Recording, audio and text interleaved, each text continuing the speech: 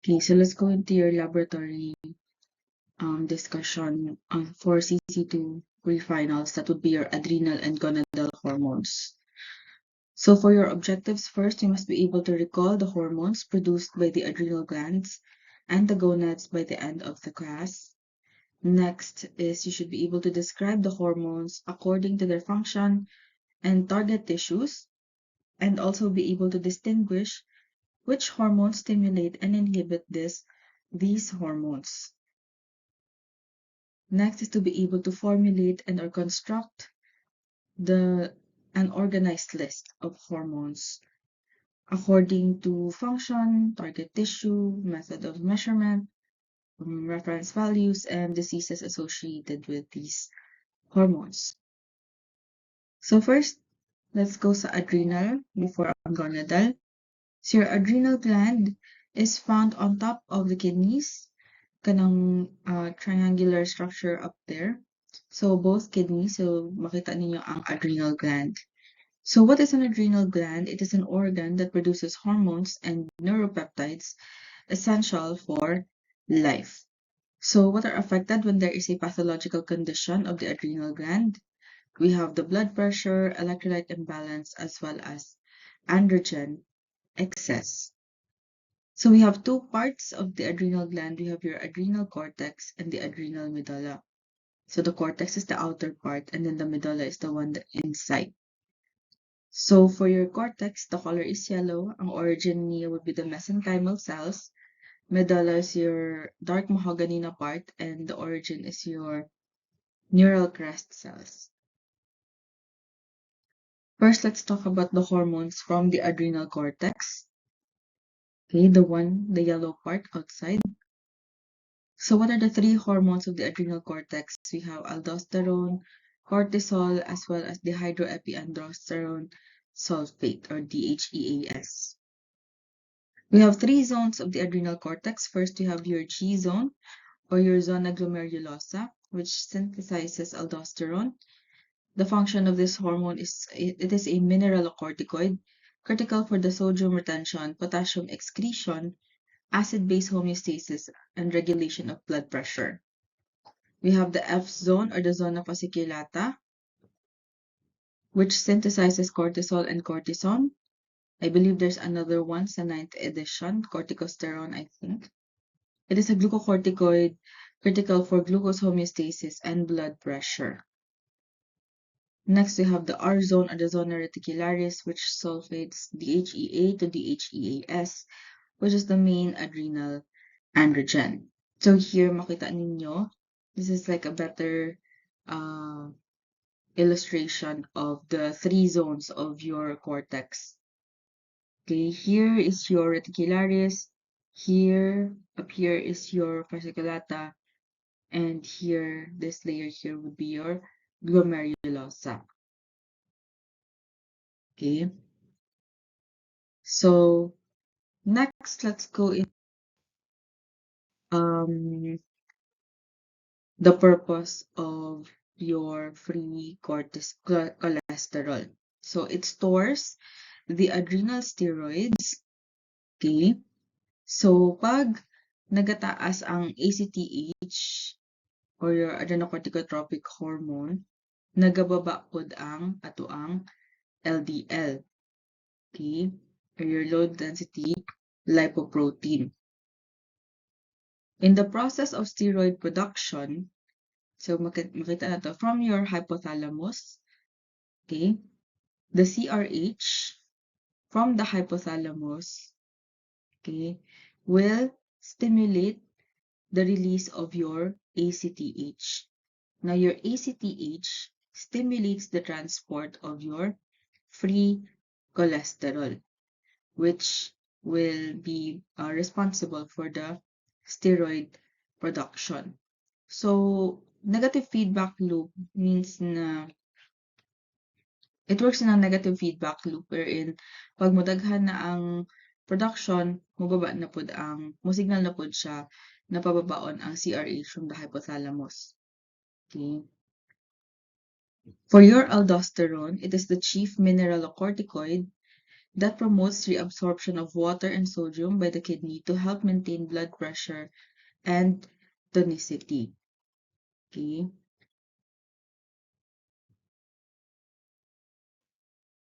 What controls aldosterone? Aldosterone will respond to acute changes in ACTH. However, it is mainly under the control of the renin-angiotensin system. So as you remember, the RAAS is a crucial mediator of cardiac, vascular, and renal physiology through the regulation of vascular tone and salt and water homeostasis. So, naa siya three compounds, di ba? Your renin, your angiotensin 2, and then the aldosterone. Yes, na ay angiotensin 1, but technically, wala man siya function jud. Just an inactive form of the angiotensin 2. So these three compounds elevate arterial pressure in response to decreased renal blood pressure, salt delivery to the distal convoluted tubule, and then beta agonism. Okay. The RAAS has a significant role in the pathophysiological conditions of hypertension, heart failure, and cardiovascular diseases, and as well as renal diseases. So first, next, let's go into your cortisol. So cortisol is a glucocorticoid secreted in response to ACTH and stress. So it inhibits the release of ACTH and CRH through the negative feedback loop. This means that cortisol is the primary feedback regulator of your ACTH. So anything that causes a decrease in cortisol will in response stimulate, 'di ba, ang katong ACTH kay feedback loop man siya. So kung nagababa ang atong cortisol, ginasignal niya ang ACTH na mo increase. Pag taas atong cortisol, bumaba po dato ang ACTH to regulate the amount of cortisol that we have in our body. Okay.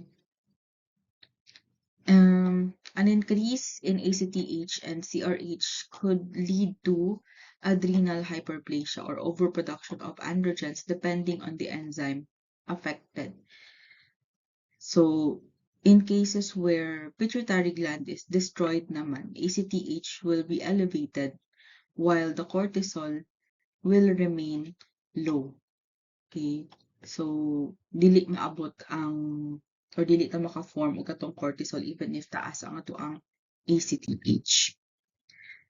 So how does cortisol maintain glucose homeostasis? So your glucocorticoids will induce lipolysis, okay, breakdown of fats, and then the amino acids will be released from the muscles, and there would be gluconeogenesis.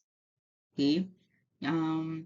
Mag-convert siya into glucose, and then these glucose molecules will be stored in the liver in the form of your glycogen. Okay? So, from your glucocorticoids, nag-form siya og glucose to be stored sa glycogen. That is how cortisol maintains glucose homeostasis. So, pag taas kayo tong cortisol, daghan kayo tag ma-form na mga ma-convert into sugar which will be formed which will be stored sa ato ang liver. So, these carbohydrates will accumulate, di ba? So, that's why I guess sometimes pag taas kayo tong cortisol, it can cause sometimes fatty liver disease or any organ impairments because naanay imbalance. So, let's go sa DHEAS. So, your dehydroepiandrosterone sulfate is the precursor to more active androgens. So, your androgens are the byproduct of cortisol synthesis regulated gihapon by ACTH.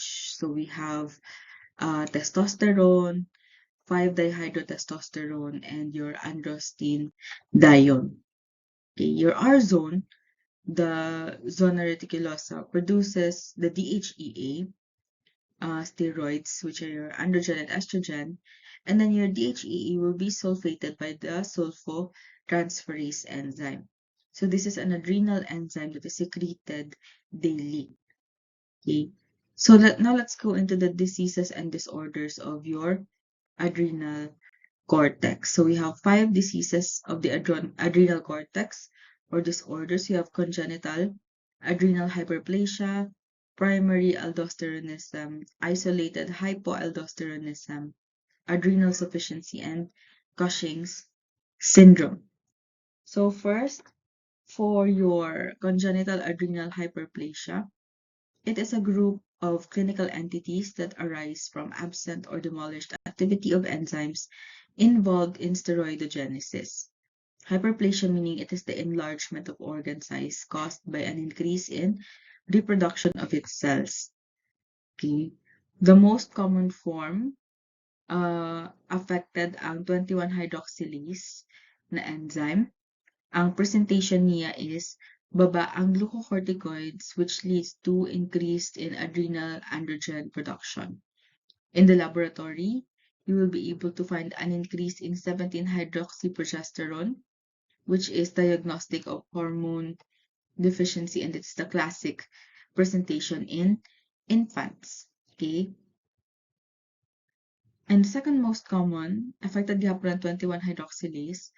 However, women complains of hirsutism, menstrual irregularities, and infertility, which is a common presentation in adults. There is still an increase in serum 17-hydroxyprogesterone. Okay. The most common bali is ang sa infant. Second most common is ang sa adults. Next, we have your primary aldosteronism or your PA, also known as your Conn syndrome. It is a clinical entity in which secretion of aldosterone cannot be suppressed with salt or volume replacement. So even if nag-replace na ka og salt and nag-increase na kag volume, in which case dapat mo trigger na ang or mo suppress na ang release of your aldosteronism, dili siya mo stop. Okay?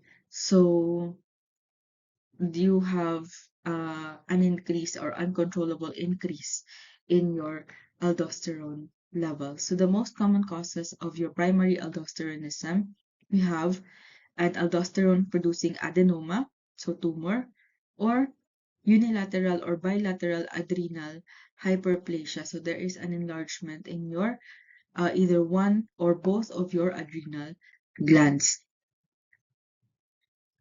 Most common findings, we have hypertension, low, syempre taas na blood pressure, okay?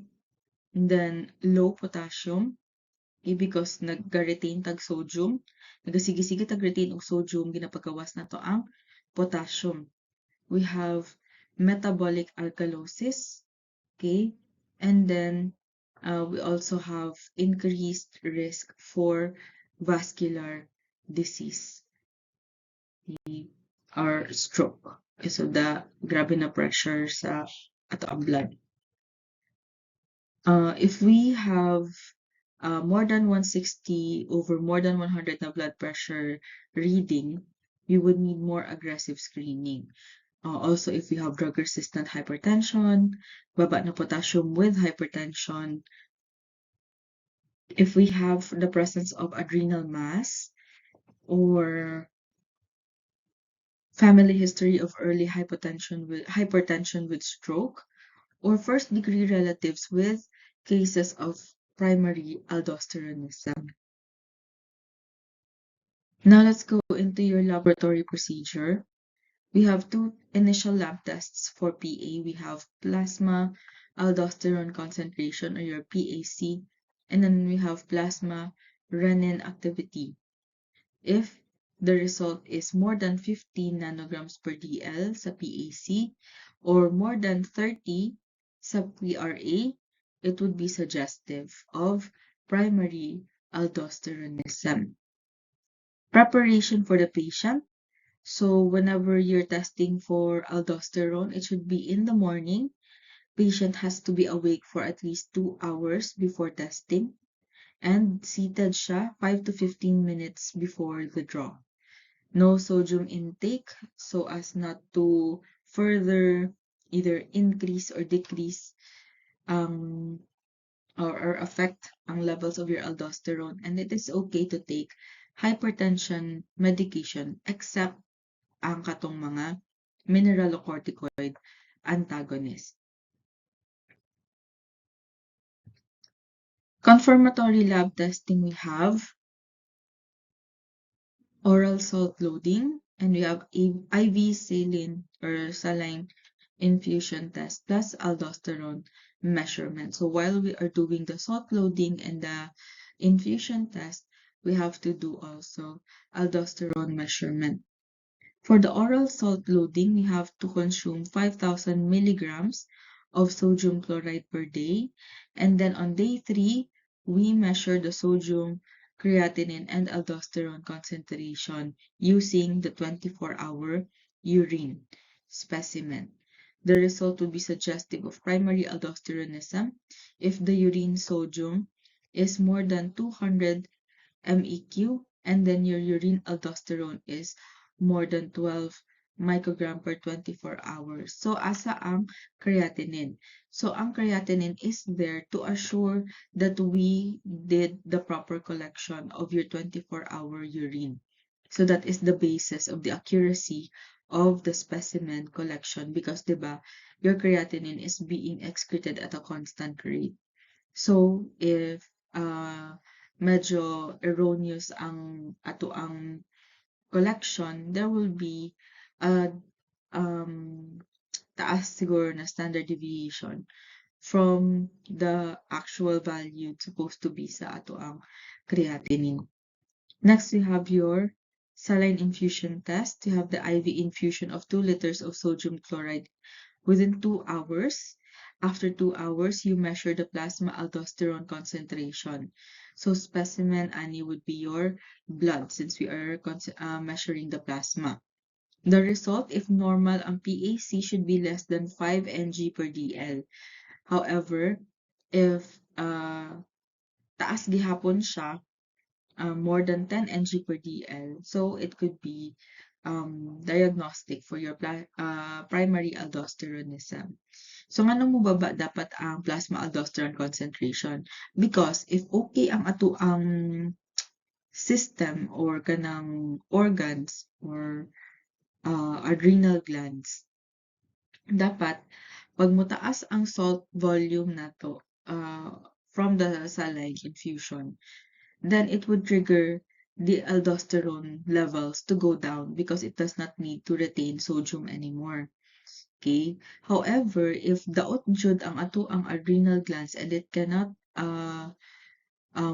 detect the increase in sodium from the infusion test, mo retain siya as increased in level, such as those reaching the level of 10 nanogram per deciliter. Okay, that's it for your PA. Next, you have your isolated hypoaldosteronism, also known as your type 4 renal tubular acidosis. Your isolated hypoaldosteronism is a medical condition characterized by decreased levels of aldosterone without changes in cortisol.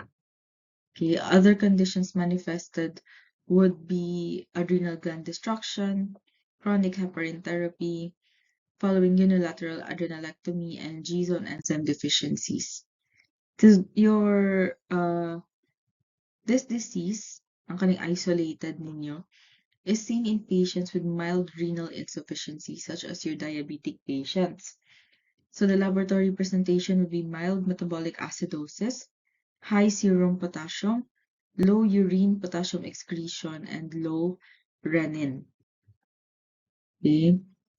So adrenal insufficiency describes inadequate hormone secretion from your adrenal cortex. And the most common cause for your adrenal insufficiency would be the autoimmune destruction of the adrenal gland. Autoimmune meaning self. Okay? Self na antibodies destroying the adrenal gland. So it sees the adrenal gland as a foreign antigen. What are 2 types of your adrenal insufficiency or AI? We have primary AI, also known as your Addison's disease.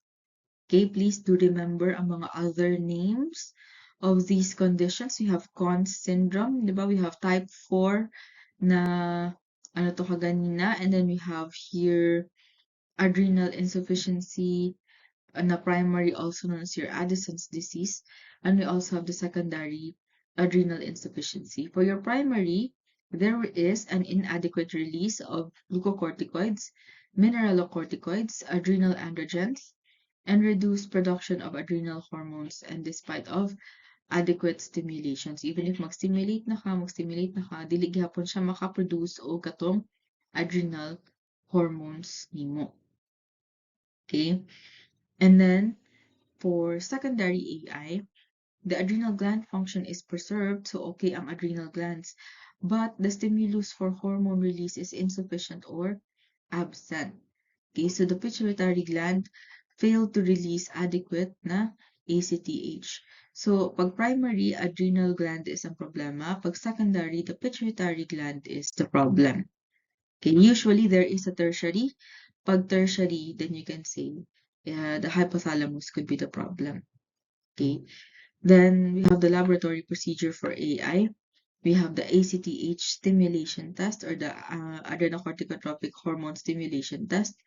We have the meteropone suppression test and the insulin tolerance test. Okay, for so suspected siya, so a presentation for initial suspicion, suspicion. Suspected siya pagbaba ang morning serum cortisol, which would lead to increased ACTH level. Highly suggestive siya if less than 3 micrograms per DL ang cortisol.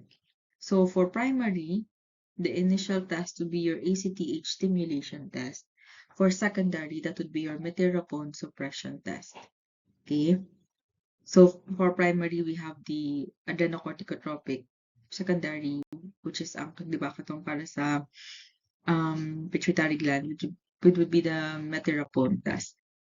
Okay, for the ACTH stimulation test, it is performed 8 a.m. So that's in the morning in a fasting state. So, syempre, you have to, pag mag-collect ka, you have to ask, naglaming ba? Okay. And then, you have to measure first the baseline cortisol. So, before anything else, before the consumption, or kanang stimulation, you have to get the baseline cortisol and the ACTH first without the katong stimulant. Okay, and then afterwards you give 250 micrograms of cosintropin given via IV or intravenous. Okay, and then you have to measure cortisol at 30 and 60-minute post ACTH administration. Okay, the result, if naa kay 18 or more than 18 or up at 30 and 60-minute post ACTH, so there would be normal adrenal function.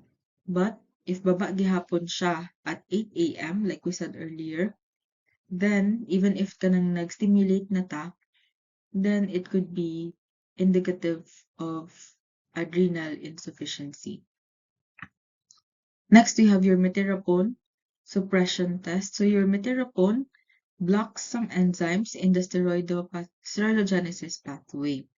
It inhibits the 11B hydroxylase, preventing the conversion of your 11-deoxycortisol to cortisol. So we will see kung mas suppress ba ang meteropone. So meteropone administered 30 milligrams per kilogram orally at midnight. And then you have to measure the blood cortisol the next day at 8 a.m. So normal results niya would be taas ang deoxycortisol. Okay? If ingon ana, but abnormal results would be baba ang deoxycortisol, and so baba pod ang imuhang cortisol. Okay?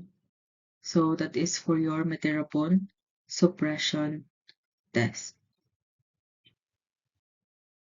Next, we have your ITT, or your insulin tolerance test, which is considered as the gold standard for assessing the hypothalamus pituitary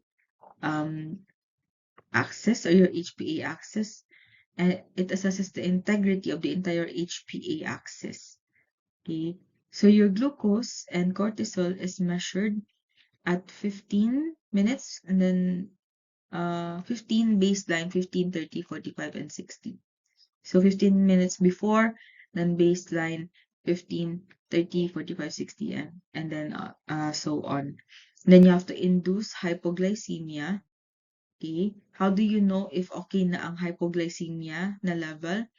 If mag-show na og signs and symptoms, and then when you check the glucose level, naa na siya at 2.2 millimoles per liter or less than 40 milligrams per deciliter. Okay? And then, you have to check ang cortisol levels following the administration of your insulin, administration of your insulin at these times. So, pag may taas ang cortisol of more than 18 or 20 at any time during the test, that would be normal. But if dili siya musaka, then that could be indicative as well for your adrenal insufficiency. Okay? So, anong musaka dapat kang cortisol in order to store more, in order to induce more lipolysis to produce more glucose, diba? So, if dili siya mo respond to low glucose or low glucose levels, then there is an insufficiency for your adrenal gland. So next we have your Cushing syndrome or your Cushing's disease, which is the most common reason for cortisol excess, also known as your hypercortisolism, since the excess in cortisol. Okay, this is Cushing syndrome. Cause of cortisol excess is not from pituitary cause, and there is no rise in ACTH since dili siya pituitary and ACTH comes from your pituitary gland, so walay rise in pituitary na or your ACTH. However, the Cushing's disease, which is the most common reason for cortisol excess, is where there is an excess in cortisol due to the rise in your ACTH from the pituitary gland. It becomes a disease if nagsaka na both ang ACTH and the cortisol. But if naay cortisol excess but no rise in your ACTH, then it is just a syndrome. We have common findings in Cushing syndrome. We have progressive central obesity. Okay, naa sa center na part ang obesity here. Okay, with sparring extremities. We have the buffalo hump or the dorsocervical fat pad deposition. This one right here, makita niyo nato na siya usahay. Okay, so taas kaayo ang cortisol na to pag natin mga ingon ani na findings. And then also the moon face or the fat accumulation in cheeks. Okay, looks like a moon. Okay, so makita niyo medyo some women also complain of menstrual irregularity, the rise in androgens such as nagadaghan ng acne, hirsutism, okay, kanang presence of hair or hair growth. Hirsutism is the unwanted excessive hair growth, okay, in parts na usually there is minimal or no hair growth. So for example, if ang babae normally wala may bigote, but nagtaas ang cortisol niya, stressed kaayo siya in response to stress, stressed kaayo siya. And then nagasaka ang cortisol niya. She is already developing the central obesity, the buffalo hump, the dorsocervical fat pad deposition, and also nagatambok na siya, daga na kay siya acne, nagatubo na yung bigote, so we can see na she is presenting findings na tawag ani suggestive of Cushing syndrome. Okay. Next, we have the dermatologic findings in Cushing syndrome. We have skin atrophy. Okay, as shown here, we have easy bruising. Kailan dali mag pasa-pasa. We have wide purple striae. Katong mga stretch marks na to na naga-purplish na, as well as hyperpigmentation. This could be caused by stress or your stress hormone, the cortisol. It just ano siya with inline siya with Cushing syndrome gihapon. So next, let's go into your laboratory procedure. We have the laboratory examination for Cushing syndrome. We have 24-hour urine-free cortisol. We have the midnight salivary cortisol and dexamethasone suppression testing. For the urine-free cortisol, the reference method for this one would be your high-precision liquid chromatography with tandem mass spectrometry, your HPLC with tandem mass spectrometry. The diagnostic sensitivity of this test is 100% with a specificity of 98%. So it's very specific siya. Okay, the values, if 4 times the upper reference limit of cortisol, it should be diagnostic for Cushing syndrome. Okay, remember, this is only if walay rise in the ACTH in the first place. Makonsider siya as syndrome. But if nag-rise siya due to the rise in your ACTH, that is already considered severe Cushing's disease. If the upper reference limit or if na siya sa upper reference limit or normal, so this is the basis. Okay?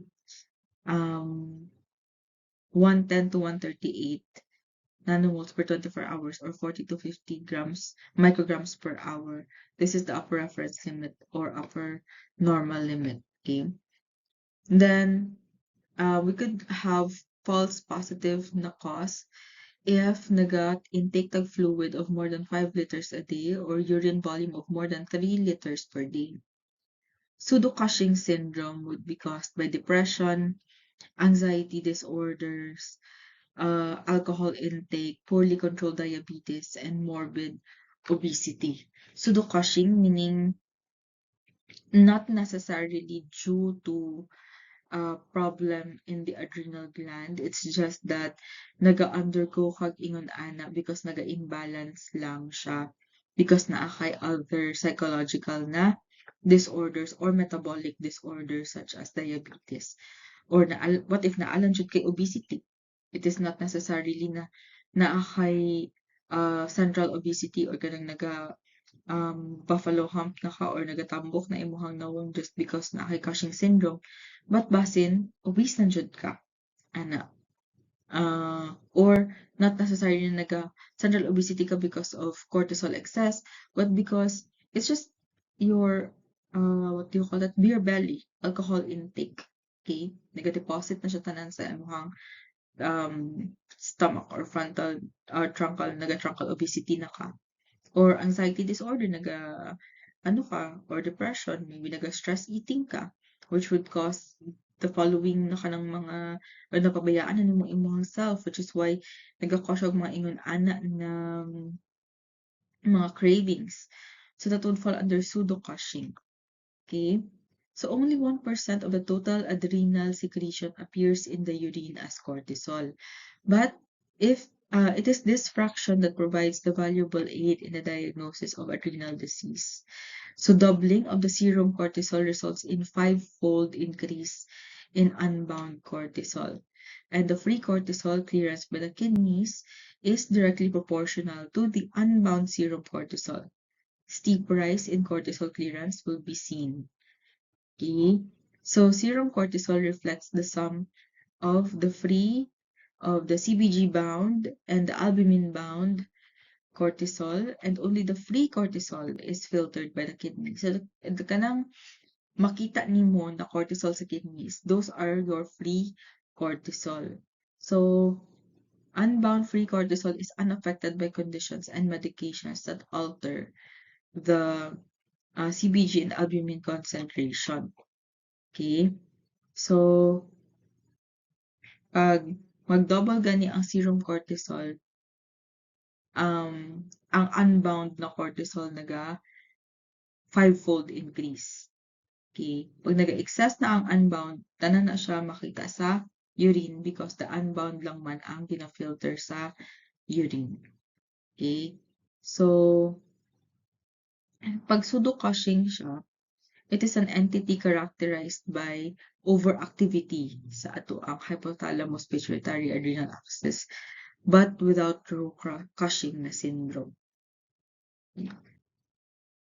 For your dexamethasone suppression test, okay, so this is a test of choice when an adrenal nodule or mass is an incidental finding on abdominal imaging. So what is dexamethasone? So dexamethasone it is a drug that is more potent, synthetic analog of cortisol and is used chiefly as an anti-inflammatory agent. So bali, it is a corticosteroid which is cortisone-like na medicine. Okay? Ang cortisone mo na siya ang metabolite of cortisol and is 80 to 90% as potent as cortisol. So this must be processed by the liver first to produce anti-inflammatory properties in the immune system. Okay? So ginagamit na nato ni ang dexamethasone suppression test when there is an incidental finding. What do you mean by incidental finding? So the process, for example, nagasakit imong tiyan. So nagpa-ultrasound ka. And then pagka-ultrasound sa imuha, instead of katong for example, gallbladder lang jud ang gusto i-check. But nagpa-whole abdomen whole abdomen ultrasound man ka.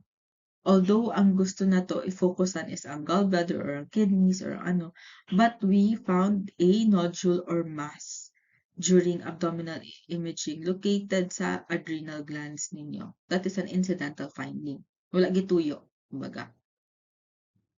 Na dili man adrenal glands atong focus but nakakita ta og nodule or mass sa adrenal glands. So that's when we use your dexamethasone suppression test.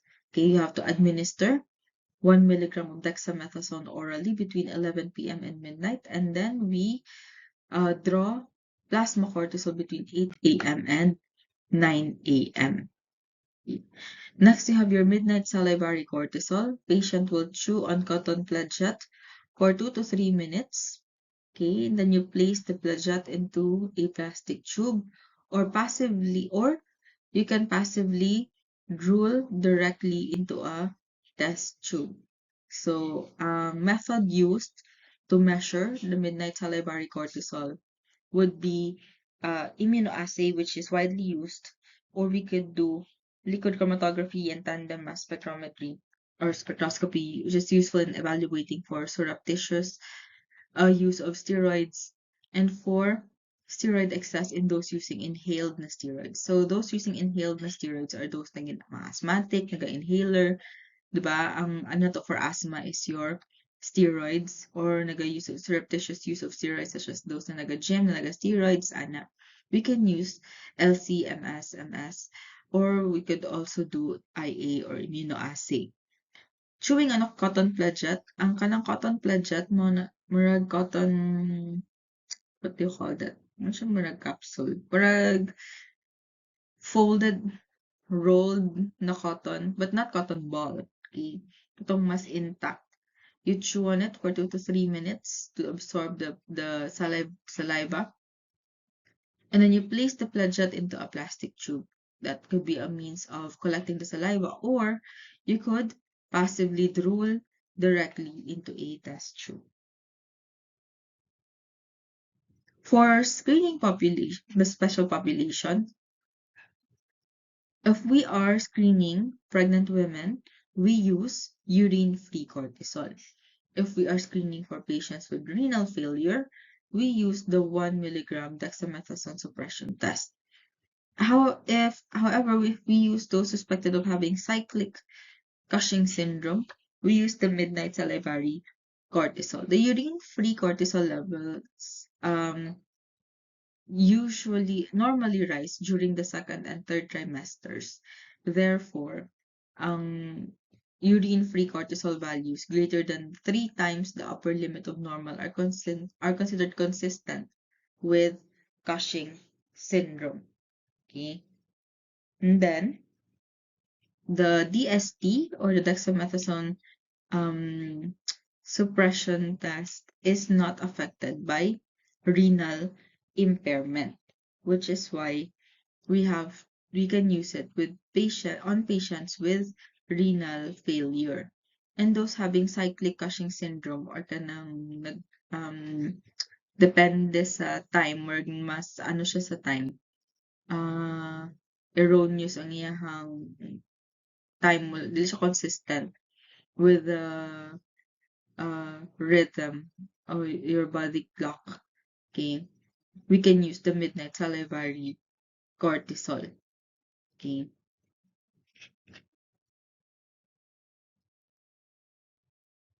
Okay, so laboratory examination for Cushing syndrome, di ba, we have the midnight plasma cortisol. Dili siya salivary. This is plasma na.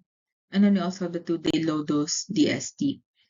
The midnight plasma cortisol is admitted for at least 48 hours.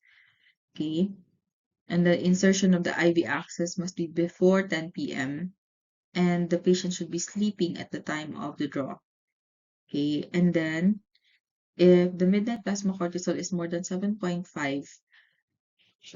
microgram per DL, or 207 nanomole per liter, this is diagnostic of Cushing syndrome. For low-dose DST, you have to collect 2 baseline 24-hour urine samples, and then the patient must be given 0.5 dexamethasone orally every 6 hours, starting at 9 a.m. for 2 days. On the second day, 24-hour urine is collected. Normal siya if there is a decrease in urine-free cortisol to less than 10 microgram per 24 hours. Okay. So, Cushing syndrome is categorized as being ACTH dependent or ACTH independent. And this is accomplished by measuring the plasma ACTH, or by performing a high-dose DST or a CRH stimulation test. Okay. ACTH-independent Cushing syndrome results from autonomous production of cortisol, which would feed back on the hypothalamus and pituitary gland. Okay, so first we have the two-site IRMA assay for ACTH. Okay, if ACTH dependent siya, the 8 a.m. ACTH should have a value of more than 15 microgram per liter, which means ang source of ACTH should be the pituitary gland. If ACTH independent siya, the ACTH levels at 8 a.m. should be less than 5 microgram per DL, which means the next step would be to obtain a CT MRI of the adrenal glands. Indeterminate siya if ang levels niya would fall between these two values, the 5 to 15 microgram per DL. So you have to determine pa kung ang Cushing syndrome, kung ang rise sa ato ang cortisol is due to the ACTH or not. Okay? So that's why we do the two-site IRMA assay, or the IMRA assay, immunoradiometric or IRMA. Yeah, immunoradiometric assay, IRMA. Okay. So defining the cause of Cushing syndrome. So next we have your high-dose dexamethasone suppression test. You could do it 2 ways, either overnight or over 48 hours. If it is overnight, we have to get the baseline morning serum cortisol first, give the 8 milligram dexamethasone at 8 p.m., and then collect the 8 a.m. ACTH and serum cortisol to be measured. Okay. And then there would be significant suppression if ang cortisol is less than 5. However, if the cortisol post DST is increased 50% from baseline, the source of the ACTH is pituitary. Okay. If nasuppress siya, then possible na dili siya of pituitary or ACTH independent siya. Okay. We could also do high-dose dexamethasone suppression test over 48 hours. You have to get the baseline urine-free cortisol from 24-hour urine.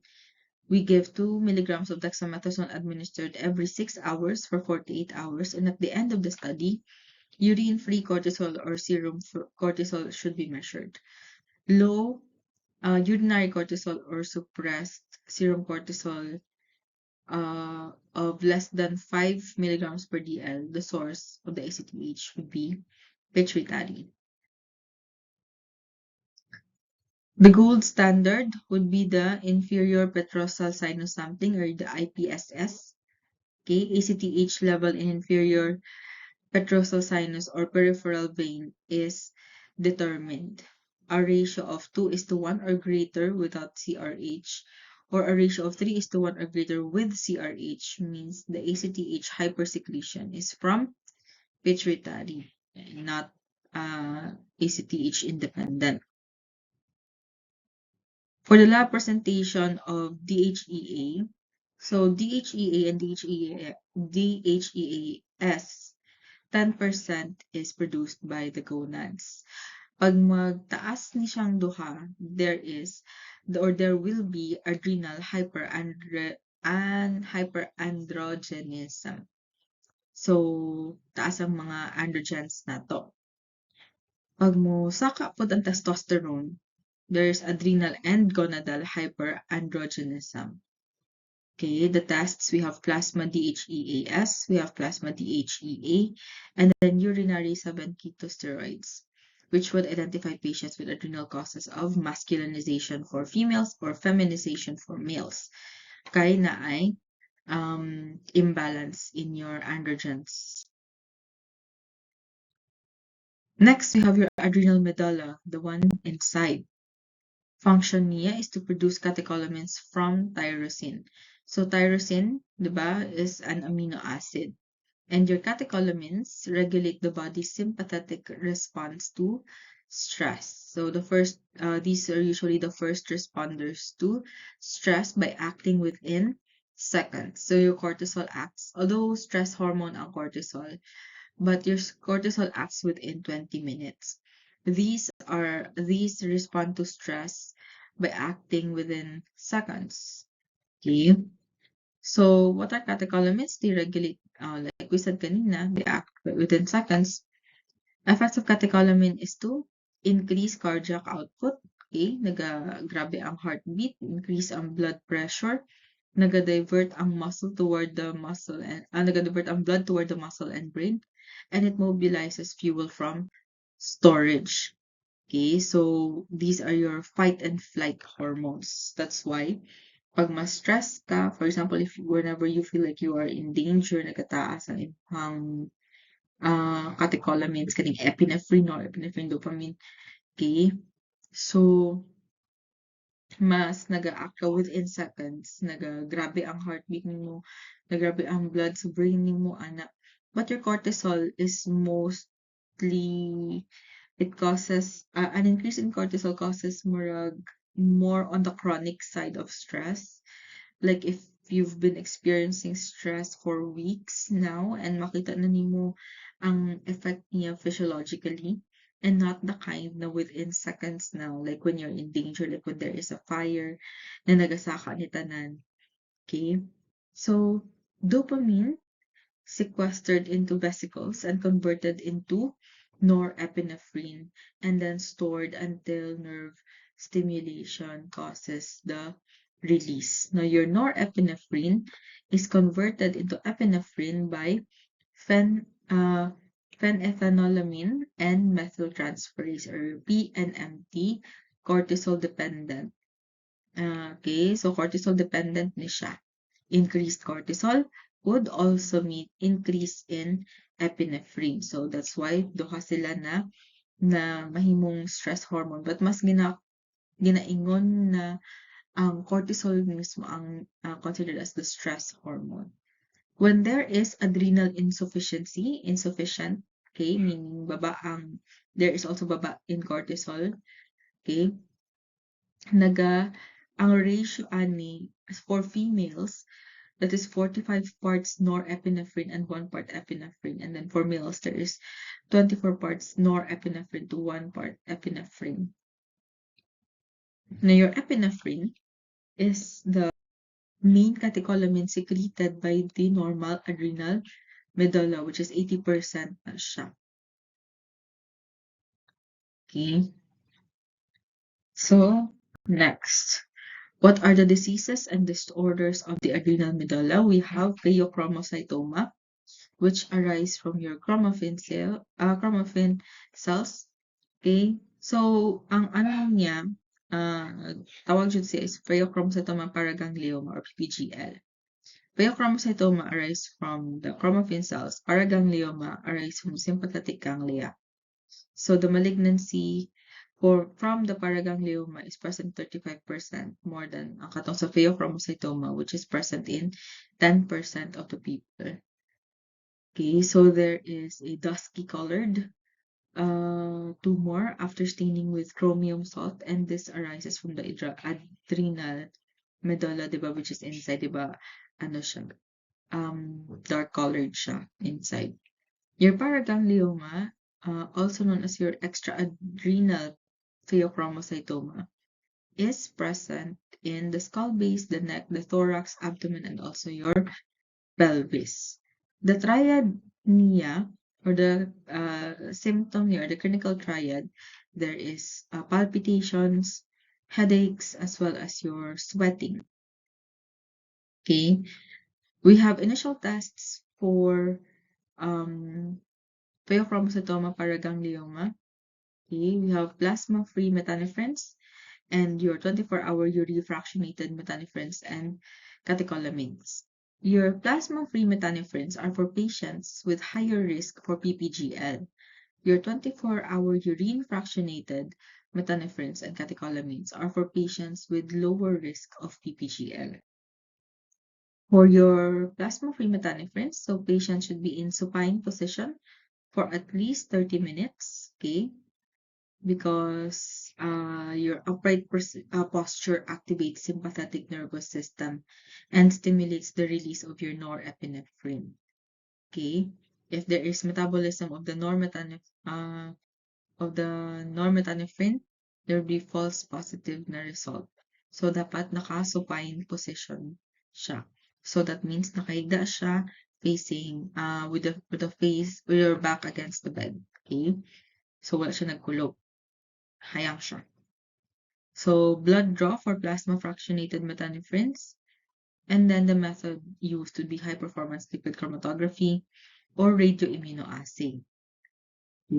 Next, we have your 24-hour urine fractionated metanephrines, which collects the 24-hour urine. Okay, so you have to quantify the urine volume, and then you have to test it with creatinine kung tama ba ang collection of the 24-hour urine. The method used would be your high performance liquid chromatography, or we can also use tandem mass spectroscopy. Alternative tests when the result is equivocal, okay, or pag normal ang results, dapat no further testing.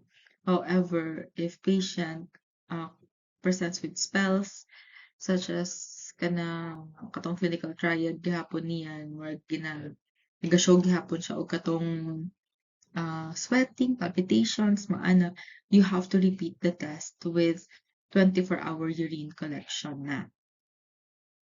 If the result is equivocal, which means neither positive or negative, medyo indeterminate siya, we can do your clonidine suppression test. So what is the clonidine suppression test? It separates patients with pheochromocytoma and patients without pheochromocytoma. Okay, yeah, so sympathetic drugs should be stopped 48 hours prior to testing.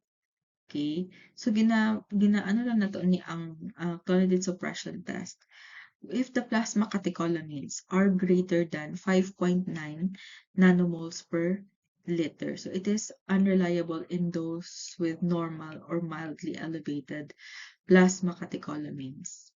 Okay, so next, the baseline plasma normetanephrine should be measured, and then we can give the oral clonidine, okay, given 300 micrograms per kilogram body weight, and the plasma metanephrine should be measured 3 hours later. 3-hour plasma normetanephrine is elevated, and clonidine unable to suppress the norepinephrine to less than 40% compared to baseline level would be suggestive of your pheochromocytoma paraganglioma. So these are the normal value cutoffs for your urine 24-hour urine fractionated. Okay, for your normetanephrine, so kani siya, metanephrine, norepinephrine, epinephrine, and for your dopamine. Okay, for the plasma fractionated, okay, so these are the cutoff values if via cannula ang kanang collection, and if via venipuncture and seated non-fasting, or meaning random lang na collection, these are the cutoff values.